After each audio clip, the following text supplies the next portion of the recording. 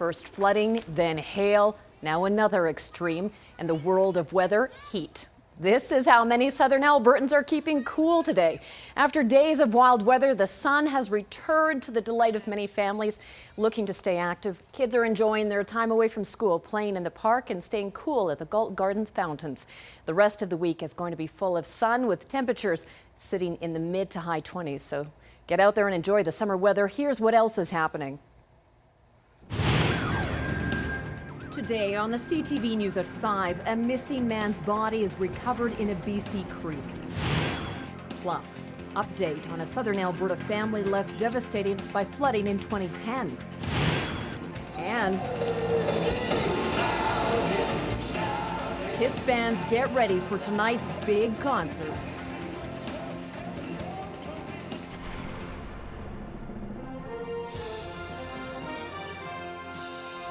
CTV News with Jackie Scantlebury. Good afternoon. There are new developments in the search for two men missing in the East Kootenay. Since June 21st, one of the men's body has now been found.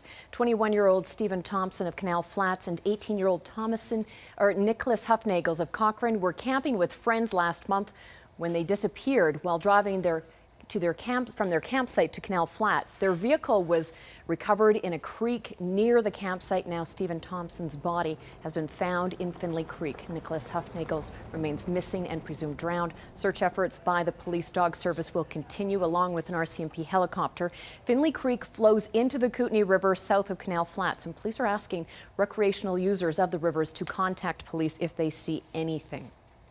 The RCMP has now delivered its report to a special prosecutor examining allegations of sexual offences against children at a polygamous commune in southeastern BC. Special prosecutor Peter Wilson is expected to take several months to review the details involving dealings at the Bountiful commune. The criminal justice branch says Wilson will then decide what, if any, charges could be laid. Allegations of human trafficking, child exploitation, and polygamy dating back to the 1980s have been under investigation for nearly 2 decades. And an update on a sexual assault story we told you about last month, where a 26-year-old woman was grabbed from behind by a stranger near an alley, leaving the top hat. Turns out, contrary to the initial report, the police have now learned that the accused and the victim actually know each other, and the attack was outside city limits. Police are now saying the general public is not at risk. However, they are continuing to investigate. And a man charged in a bizarre incident that saw a pickup truck ram through the wall of the Tabor Tim Hortons is one step closer to going to trial. Security cameras caught a stolen oil rig slamming into a truck that crashed into the coffee shop in March of 2012. 26-year-old Heinrich Kron of Sterling was in court today facing charges of obstruction and public mischief. Kron has pleaded not guilty. A preliminary hearing was set for September the 26th. His brother, 27-year-old Jake Kron, is charged with stealing the rig. He's also charged with dangerous and impaired driving. And we have a traffic note to pass along from the city of Lethbridge. If you are having trouble not speeding down Bridge Drive, the speed limit has now been increased to 70 kilometers per hour.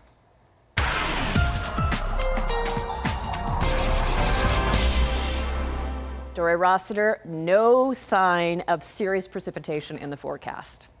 Yeah, we have about a 30% chance of seeing some late in the day on Saturday. Other than that, it's pretty much clear sailing. Got a nice area of high ridge over us. To the north, from about Red Deer to Barhead, they're in thunderstorm watch criteria right now, but that system has very little chance of affecting us over the next few days. I'll tell you all the details in a couple of minutes. Thanks, Dory.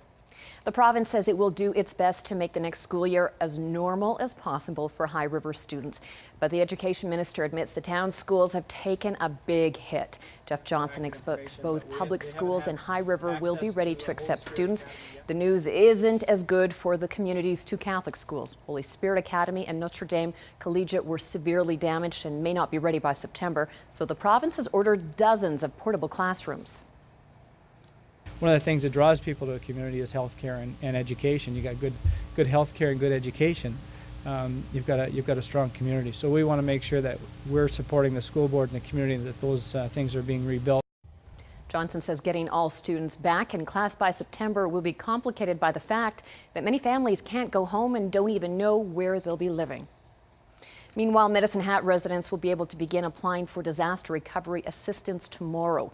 Registration will run from 8 in the morning until 8 at night at City Hall. Anyone with non-insurable damage can register. Even if you're not sure, you're still encouraged to register. Applicants need ID, proof of address, photos of damage if you have any, and an information letter from your insurance company, any receipts for repairs already done. The application center will be open through Sunday, and it's hoped that the first checks will be issued within a couple of weeks. It's been over 3 years since the community of Irvine experienced dramatic flooding there, displaced many of its residents, and one family hasn't been back to their home since and even had to move to another town. Meanwhile, their house in Irvine sits empty with no funding for its repair. Jeanette Roche followed up with the Chatfields and files this report. For Jamie Chatfield and her 4 kids, the recent floods have brought back a flood of bad memories. It was like, bam, we were flooded. And we didn't get anything, like no pre-warning, no, okay, go down your basement, pull everything out. It was just, you woke up in the morning and it was there. In the blink of an eye, this family of 6 lost their home when the southeastern part of the province flooded in 2010. And this is what's left, a shell of a house that's been gutted and vacant for 3 years because they can't afford to fix it. And we just got a letter in from the government that says because it took us too long to fix our house, because we couldn't raise the finances, they have closed our file and they don't want anything else to do with us. The Chatfields have since had to leave the town of Irvine and move to Bow Island, but they're still paying the mortgage, fees, and property taxes on a home they're not living in. When you have, like we had geysers come through our basement floor, we had a hole blown through our basement wall. I said, like, do you think we did it ourselves? Like, they almost made us feel like criminals, like we were just trying to get as much money from them as we possibly could. We were kind of left out in the cold. We were ignored. Nobody cared. Across the street from the Chatfields' empty home, Wanda White is constantly reminded that her daughter and grandkids didn't get the help they needed. Where is the government? Where did all the money go that was given to this part of the province to help us all get back on our feet? Where is it?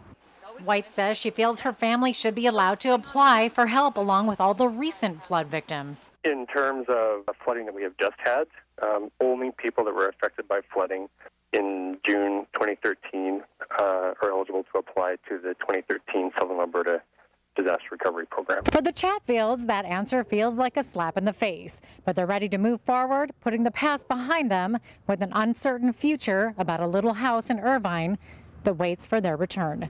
Jeanette Roche, CTV News, Bow Island. The province admits they do close the files of applicants who have not submitted receipts for property repairs over extended periods of time. However, those applicants can have their files reopened by calling Alberta Disaster Relief. A group of Lethbridge home builders are raising the roof for Lethbridge College. Okay, one more. Okay. The Canadian Home Builders Association and Lethbridge College turned the saw today to kick off a new partnership that will benefit the construction industry and future trade students. Local home builders will partner with suppliers and tradespeople to build 10 homes over the next 5 years, and they will donate the proceeds to the new Trades and Technology Renewal and Innovation Project at Lethbridge College. The first 2 houses are being built by Gulco Homes and Ashcroft Master Builders. And so this gave us an opportunity to kick the program off and hopefully raise quite a few dollars for the college. We have a big group of people in the future that are retiring, and we have to replace those, and we have to replace those with skilled and qualified workers. It shows just the full circle, as I call it, really, of the students being involved in programming, building houses, our master tradespeople giving back to their community. It really is a unique demonstration of the community partnership. Both of the new homes being built will be unveiled during the Parade of Homes, which goes from September 21st to October the 6th. The latest jobless figures suggest there is a serious shortage of work for young people in Canada. 5th on 5th Youth Services says there's a 14.3% unemployment rate for the age group of 15 to 24 years old. That compares with 6% for those over the age of 25. The organization is conducting a survey to find out how they can improve youth employment in Lethbridge. Employers are being urged to go onto the 5th on 5th website, fill out a short questionnaire, so that 5th on 5th will use the feedback to help youth get the skills they need to break into the workforce. We expect to see youth unemployment about double what the regular unemployment rate is, but the past few years consistently it's been growing and it has exceeded that double mark, which is really concerning that these kids are not gaining the work experience they need to kind of build into their futures. The survey can be found at www.youth.ab.ca. During the long days of summer, it's easy for youth to get caught in a rut. Well, there's a group of kids who are finding a way to give back.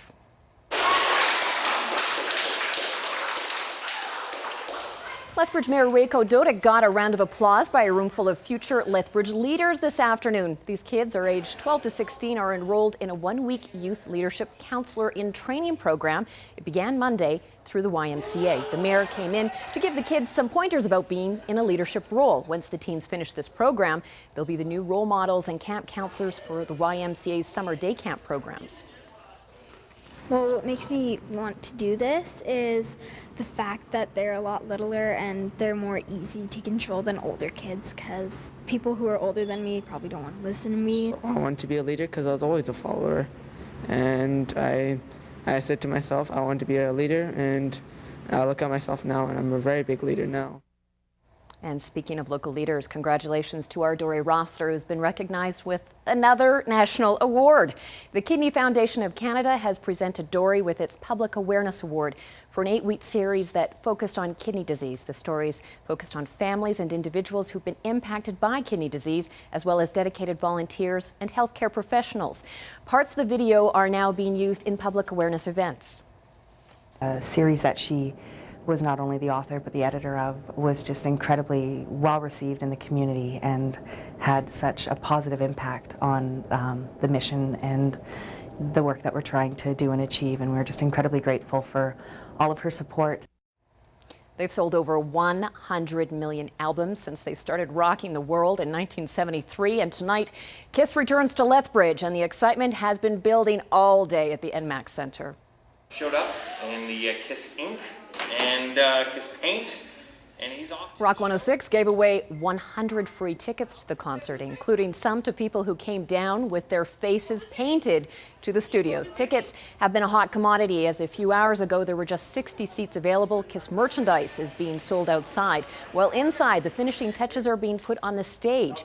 Fans can expect a show like none ever seen before in Lethbridge. It took 13 semi-trailers to bring in all the equipment. For some longtime KISS fanatics, the concert is a chance to introduce the group to a new generation of fans. Okay, well, it was my first concert was KISS, so I made sure her first concert is going to be KISS. If she's going to go first with a bang. They seem pretty cool so far. Yeah, I listen to their music all the time. They seem pretty cool. I don't know, I've been a fan since I heard the first album when I was, I don't know, grade 6, I guess, KISS Alive, when it came out. The renovations that we had completed in the last, 5 years have allowed us to bring shows like this in. Without those renovations, we'd have never been able to even consider bringing a Selena Gomez here, or a KISS for that matter. Yeah. And another big concert announcement today. The Selena Gomez concert has been moved from Calgary to Lethbridge due to flood damage at the Saddle Dome. The concert is August the 16th. For tickets, you can go to livenation.com. Time now for a look at the day's markets. When we come back, Dory's got more on the forecast.